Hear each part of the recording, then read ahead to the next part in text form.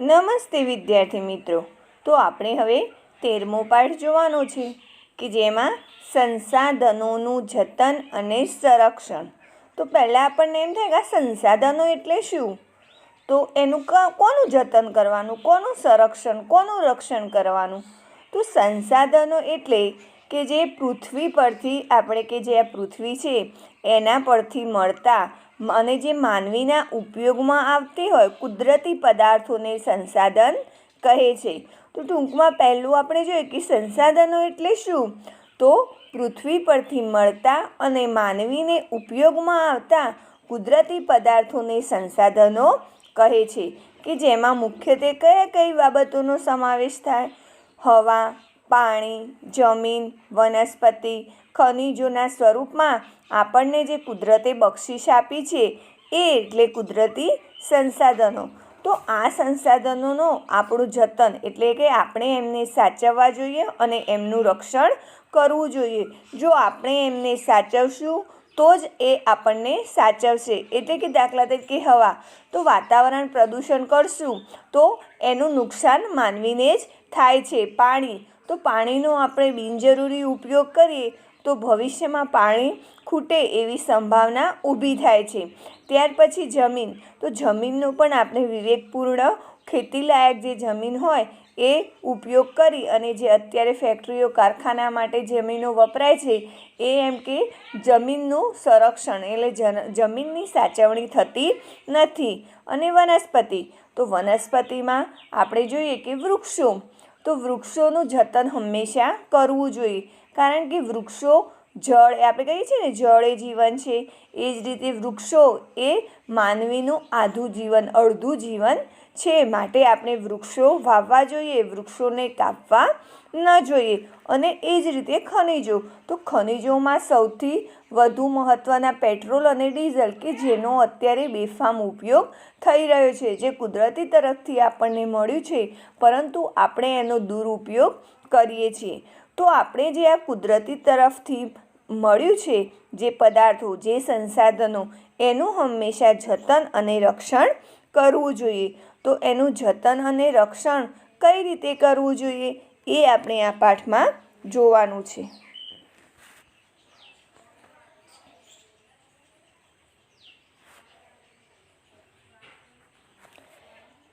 સંસાધનો, તો પહેલાં સૌપ્રથમ સંસાધન કે પૃથ્વી પરથી મળતા અને માનવીને ઉપયોગમાં આવતા કુદરતી જે પદાર્થો છે એને સંસાધન કહે છે. જેમાં મુખ્યત્વે કઈ બાબતોનો સમાવેશ થાય? તો એમાં હવા, જળ, જમીન, વનસ્પતિ અને ખનિજોના સ્વરૂપમાં આપણને મળેલી કુદરતી બક્ષિસ છે એટલે એને કુદરતી સંસાધન કહે છે. જેમાં સંસાધનો એ રાષ્ટ્રીય અર્થતંત્રની કરોડરજ્જુ છે. હવે આપણને એમ થાય કે કઈ રીતે રાષ્ટ્રીય? તો એમાં રાષ્ટ્રીય એટલે દેશ, અર્થતંત્ર એટલે કે જે દેશમાં કુદરતી સંપત્તિ વધુ હોય એનું એમ કે આર્થિક એટલે અર્થતંત્ર, આર્થિક પૈસાની બાબતમાં માનવી હોય, આપણે શરીરમાં કરોડરજ્જુ એ મહત્ત્વનું અંગ છે. કઈ રીતે? કે કરોડરજ્જુ ન હોય તો આપણે ઊભા થઈ શકતા નથી. તો એમ કે આપણા દેશની રાષ્ટ્રીય અર્થતંત્રની પણ કરોડરજ્જુ કોણ? તો આ કુદરતી સંસાધનો છે. તો જે સંસાધનો, જે કુદરતી સૃષ્ટિ એમ કે સારી હશે એ દેશ, એ રાષ્ટ્ર સમૃદ્ધ હશે. માટે જ કહેવામાં આવે છે કે સંસાધનો એ રાષ્ટ્રીય અર્થતંત્રની કરોડરજ્જુ છે, જે લોકોની શક્તિ અને એમ કે સમૃદ્ધિના આધારસ્તંભ છે. તો કોઈ પણ આપણે દાખલા તરીકે જોઈએ કે પાણી, તો પાણી જો સારું હોય તો ખેતી થઈ શકે અને ઉત્પાદન થઈ શકે. જમીનમાં પણ આપણે ખનિજો મળી શકે, વનસ્પતિમાંથી પણ ઘણું બધું મળી રહે છે. માટે એ લોકોને એમ કે જે દેશનું સંસાધન, કુદરતી જે પદાર્થો છે એ સારા હોય તો એ લોકોની શક્તિ અને સમૃદ્ધિનો આધારસ્તંભો છે. તો સંસાધનોની કેટલીક ચોક્કસ વિશિષ્ટતાઓ અને ઉપયોગિતાઓ છે. આપણે જોઈએ છીએ કે સંસાધનો કે દરેક વસ્તુ, હવા, પાણી, ખોરાક, વનસ્પતિ, તો એમ કે એમાં કેટલીક વિશેષતાઓ પણ છે અને એ ઉપયોગિતાઓ છે. તો સામાન્ય રીતે સંસાધનો મર્યાદિત માત્રામાં ઉપલબ્ધ છે. આપણને ખબર છે કે જે કુદરતી વસ્તુ છે એ મર્યાદિત હોય, તો એ સંસાધનોનો વધુ ઉપયોગી બનાવવા આપણે કેટલીક તકનીકોનો ઉપયોગ કરવો જોઈએ. તો આપણે આ પાઠમાં એ જોઈશું કે સૌપ્રથમ સંસાધન એટલે શું? તો સંસાધન એટલે કે પૃથ્વી પરથી મળતા માનવીના ઉપયોગમાં આવતા જે કુદરતી પદાર્થો છે એમને સંસાધનો કહે છે. અને એમાં મુખ્યત્વે કયા કયા બાબતોની સમાવેશ થાય છે? તો હવા, જળ, જમીન, વનસ્પતિ અને ખનિજોના સ્વરૂપમાં આપણને કુદરતી બક્ષિસ, કુદરતી સંસાધનો મળેલા છે. અને આ સંસાધનો એ દરેક દેશની, રાષ્ટ્રની કરોડરજ્જુ છે, અર્થતંત્રની કરોડરજ્જુ છે. તો આને વધુ ઉપયોગી બનાવવા માટે વિવિધ તકનીકો આપણને જોવાની છે. હવે આપણે સૌપ્રથમ જોઈએ કે સંસાધનોના પ્રકારો.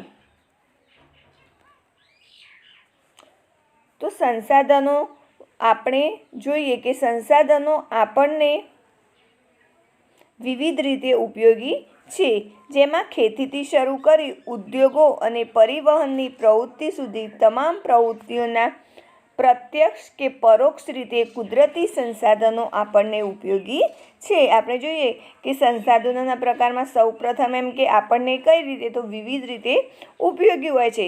જેમ કે ખેતીથી શરૂ કરીએ તો એમાં ઉદ્યોગો, પરિવહન, તો દરેક બાબતોમાં કુદરતી સંસાધનો મહત્ત્વનો ભાગ ભજવે છે, જેમાં એ પરિબળો પ્રત્યક્ષ કે પરોક્ષ રીતે આપણને ઉપયોગી બનતા હોય છે. જેમાં ખોરાક તરીકે જમીન અને વનસ્પતિમાંથી પ્રાપ્ત થતી વિવિધ સામગ્રી જેવી કે ઈંધણ અને ઉર્જા તરીકે આ સંસાધનો આપણને ઉપયોગ બને છે. તો આ સંસાધનો આપણને કઈ કઈ બાબતોમાં ઉપયોગી બને છે? તો આ સંસાધનો ખોરાક તરીકે જમીન અને વનસ્પતિમાંથી જે પ્રાપ્ત થતી વિવિધ સામગ્રી હોય, ઈંધણ એટલે લાકડું, વનસ્પતિમાંથી લાકડું પ્રાપ્ત થાય આપણને, એ આપણે બળતણ તરીકે ઉપયોગ કરતા હોઈએ છીએ, ઈંધણ, અને ઉર્જા તરીકે પણ આપણે ઉપયોગ કરીએ છીએ. તો આ સંસાધનોના મુખ્ય બે વિભાગ પાડવામાં આવે છે કે સામાન્યતઃ આ સંસાધનના બે જૂથમાં વહેંચવામાં આવે છે, એક કુદરતી અને બીજું માનવ નિર્મિત. તો આ જે સંસાધનો છે એના મુખ્ય બે પ્રકાર પાડવામાં આવે છે, એક કુદરતી સંસાધનો અને માનવ નિર્મિત સંસાધનો. જેમાં કુદરતી સંસાધનોમાં કઈ કઈ બાબતોનો સમાવેશ થાય? તો કુદરતી સંસાધનોમાં આપણે જોઈએ કે ભૂમિ, જળ, ખનિજો અને જંગલો એ કુદરતી સંસાધનો છે. અને તેમાં પણ બે પ્રકાર પડે છે કુદરતી, જૈવિક અને અજૈવિક. જેમાં ભૂમિ, હવા, જળ, જમીન એ જૈવિક છે, જ્યારે જંગલો અને પ્રાણીઓ એ જૈવિક છે. તો આમ કુદરતી સંસાધનો મુખ્યત્વે બે પ્રકાર પાડવામાં આવે છે. તો કયા કયા? તો કુદરતી સંસાધન અને માનવ નિર્મિત સંસાધન. જેમાં કુદરતી સંસાધનમાં શેનો સમાવેશ થાય? તો ભૂમિ, જળ, ખનિજો અને જંગલોનું કુદરતી સંસાધનોમાં સમાવેશ થાય છે. અને આ કુદરતી સંસાધનના પણ બે પ્રકાર પડે છે, એક જૈવિક અને બીજું અજૈવિક. જેમાં કઈ કઈ બાબતો? તો અજૈવિકમાં ભૂમિ, હવા, જળ, જમીન. ભૂમિ, હવા, જળ, જમીન એ અજૈવિક સંસાધનો છે, જ્યારે જંગલો અને પ્રાણીઓ એ જૈવિક સંસાધનો છે. તો માનવીએ સર્જેલા પછી ઔદ્યોગિક એકમો, સ્મારકો, ચિત્રકલાઓ અને સામાજિક સંસ્થાઓ વગેરે માનવ નિર્મિત સંસાધનો છે. તો આમ આપણે સંસાધનોના મુખ્ય બે પ્રકાર જોયા, કુદરતી સંસાધન અને માનવ નિર્મિત સંસાધન. જેમાં કુદરતી સંસાધનમાં ભૂમિ, જળ, ખનિજો અને જંગલોનો સમાવેશ થાય. અને એમાં પણ બે પ્રકાર પડે છે, જૈવિક અને અજૈવિક. જેમાં અજૈવિકમાં ભૂમિ, હવા, જળ. તો જ્યારે જૈવિકમાં કઈ કઈ બાબતોનો સમાવેશ થાય? તો જૈવિકમાં જંગલો અને પ્રાણીઓનો સમાવેશ થાય છે. તો એ જ રીતે આપણે જોયું કે સંસાધનો બે જૂથમાં વહેંચવામાં આવે છે, એક કુદરતી અને માનવ નિર્મિત. જેમાં કુદરતી સંસાધનોમાં ભૂમિ, જળ, ખનિજો અને જંગલોનો કુદરતી સંસાધનોમાં સમાવેશ થાય છે અને એના પણ બે પ્રકાર પડે છે, જૈવિક અને અજૈવિક. તો અજૈવિકમાં કઈ કઈ બાબતો? ભૂમિ, હવા, જળ, જમીન વગેરે અજૈવિક બાબતોનો સમાવેશ થાય છે, જ્યારે જંગલો અને પ્રાણીઓ જૈવિક સંસાધનોમાં સમાવેશ થાય છે. એ જ રીતે આપણે આગળ જોઈએ કે માનવીએ સર્જેલા ઔદ્યોગિક એકમો, સ્મારકો, ચિત્રકલાઓ, સામાજિક સંસ્થાઓ વગેરે માનવ નિર્મિત સંસાધનો છે. તો બીજા જૂથમાં કઈ કઈ બાબતો માનવીએ સર્જન કરેલા હોય એવા ઔદ્યોગિક એકમો, સ્મારકો, ચિત્રકલા, સામાજિક સંસ્થાઓ વગેરે માનવ નિર્મિત સંસાધનો છે, જેમાં મનુષ્યમાં રહેલા જ્ઞાન, બુદ્ધિ, કૌશલ્ય, સ્વાસ્થ્ય અને અન્ય ગુણોનો સમાવેશ માનવ સંસાધનમાં થાય છે. તો આ કુદરતી સંસાધનોનો વિકાસ માટે આ માનવ સંસાધન પણ હોવું જરૂરી છે, કારણ કે માનવી વગર આ કોઈ ભોગવી શકતું નથી. માટે કુદરતી સંસાધનોના પણ વિકાસ માટે માનવ સંસાધન હોવું જરૂરી છે. તો કેટલાક એવા સંસાધનો છે કે ચોક્કસ સમયમાં સ્વયં નિર્માણ પામે છે, જેવા કે ઝાડ, પાન, પશુ, પક્ષી વગેરે પોતાની જાતે પેદા થવાની ક્ષમતા રહે છે. તો આમ વન અને વન્યજીવન ચોક્કસ સમયમાં નિર્માણ પામતા રહે છે. તો આપણે સંસાધનોના પ્રકાર જોયા, બે, કુદરતી અને માનવ નિર્મિત, જેમાં કુદરતીમાં જૈવિક અને અજૈવિક, અને જેમાં ત્યાર પછી માનવ નિર્મિતમાં કઈ કઈ બાબતો આવે? તો મનુષ્યમાં રહેલા જ્ઞાન, બુદ્ધિ, કૌશલ્ય, સ્વાસ્થ્ય અને અન્ય ગુણોનો સમાવેશ થાય છે. અને માનવ નિર્મિત સંસાધનોમાં ઔદ્યોગિક એકમો, સ્મારકો, ચિત્રકલા અને સામાજિક સંસ્થા વગેરે માનવ નિર્મિત સંસાધનો છે. અને કુદરતી સંસાધનોના વિકાસ માટે માનવ સંસાધનનું હોવું જરૂરી છે. તો એમાં કેટલાક સંસાધનો એવા છે કે જે ચોક્કસ સમયમાં સ્વયં નિર્માણ પામે છે, જેમાં ઝાડ, પાન, પશુ, પક્ષી વગેરેમાં પોતાની જાતે પેદા થવાની ક્ષમતા હોય છે. આમ વન અને વન્યજીવ ચોક્કસ સમયમાં નિર્માણ પામતા રહે છે. ત્યાર પછી આપણે આગળ જોઈએ કે સંસાધનોના સંરક્ષણ. તો સંસાધનોના સંરક્ષણ એટલે કે એમનું રક્ષણ કઈ રીતે કરવું જોઈએ, એમની સાચવણી કઈ રીતે કરવી જોઈએ? તો કુદરતી સંસાધનો એ મર્યાદિત છે, એ આપણે બધા જાણીએ છીએ, જ્યારે માનવીય જરૂરિયાતો કઈ અમર્યાદિત, કે માનવીને કોઈ પણ પ્રકારનો સંતોષ હોતો નથી. છેલ્લા કેટલાય વર્ષોથી આપણે એમ કે 10 દાયકામાં વર્ષોથી તકનીકી ક્ષેત્રે થયેલા અસાધારણ વિકાસ અને વસ્તી વિસ્ફોટ સંસાધનોનો ઉપયોગ ખૂબ જ વધી ગયો છે. તો આ પરિસ્થિતિ વિશે ગંભીરતાથી નહીં વિચારીએ તો આપણે આના પરિણામો ભોગવવા પડશે અને ભવિષ્યની પેઢીમાં આપણે કુદરતી સંસાધનો રહેશે નહીં. માટે એમનું રક્ષણ કરવું એ આપણી ફરજ છે. તો સંસાધનોનું રક્ષણ એટલે સંસાધનોનો હંમેશા વિવેકપૂર્ણ ઉપયોગ કરવો જોઈએ અને આ સંસાધનો પોતાની મેરે ચોક્કસ સમયમાં હિસ્સાની પૂર્તિ કરે છે તો એ અથવા અખૂટ હોય છે તેવા નવીનીકરણ સંસાધનો કહેવાય. જેમ કે જંગલો, સૂર્યપ્રકાશ એકવાર વાપર્યા પછી પુનઃ ઉપયોગમાં લઈ શકાતા નથી કે બનાવી શકતા નથી, તેને અનવીનીકરણ સંસાધનો કહેવામાં આવે છે, જેમ કે પેટ્રોલ, ખનિજ, કોલસો, કુદરતી વાયુ વગેરે. તો આમ સંસાધનોમાં કે જે સંસાધનો આપણને મળે અને ચોક્કસ સમયની પૂર્તિ કરે છે, જે અખૂટ હોય, તો અખૂટ હોય એને કયા સંસાધનો કહેવાય?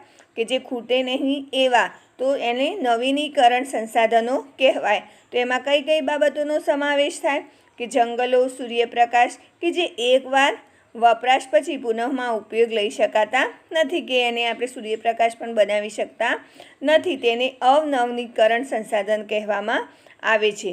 તો ત્યાર પછી પેટ્રોલિયમ, ખનિજ, કોલસો, કુદરતી વાયુ વગેરે પણ સંસાધનો જે હંમેશા એમ કે કેટલીક વાર ખૂટે એવા હોય છે. તો આ સંસાધનો કયા કયા પ્રકારના સંસાધનો છે તો એ આપણે જોઈએ. તો સૌપ્રથમ મુખ્ય સંસાધનો: ભૂમિ સંસાધન, જંગલ સંસાધન, પ્રાણી સંસાધન, જળ સંસાધન, કૃષિ સંસાધન, ખનિજ સંસાધન.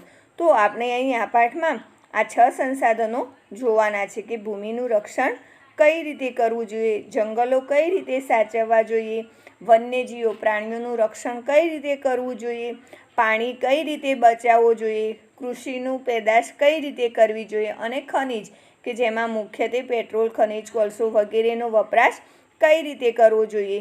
તો આપણે આ પાઠમાં આ 6 સંસાધનો મુખ્ય જોવાના છે. આ ઉપરાંત આપણે જોઈએ કે માનવી પણ સ્વયં એક સંસાધન છે. સંસાધનોને માલિકી પુનઃપ્રાપ્ત વિતરણ ક્ષેત્રને આધારે પણ વર્ગીકૃત કરવામાં આવે છે. તો આમ આપણે સંસાધનો જોયા કે જેમાં મુખ્ય આપણે આ પાઠમાં 6 સંસાધનો જોવાના છે, જે આપણે જોઈશું હવે આગળના